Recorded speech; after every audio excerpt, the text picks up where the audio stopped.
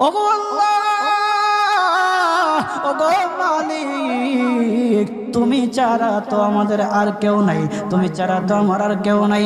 আল্লাহ গো, তুমি যদি মাফ না করো কে আমাকে মাফ করবে? তুমি যদি মাফ না করো কে আমাকে মাফ করবে? তুমি যদি আমাকে মাফ করো তাহলে তোমার কোনো দিকে কমবে না, তুমি যদি আমাকে মাফ না করো তোমার কোনো দিকে বাড়বে না। আল্লাহ গো, তুমি আমাকে মাফ করে দাও। সারাটা জীবন অন্যায় কাজ করেছি, সারাটা জীবন নাফরমানি করেছি, আমার কাছে কালেমার দাওয়াত কম আসে নাই, আমার কাছে কালেমার দাওয়াত কম আসে নাই, আমাকে লোকেরা কম বোঝায় নাই। ওগো আল্লাহ, তুমি আমাকে মাফ করে দাও। মাফ না করলে কোথায় যাব, কার কাছে যাব?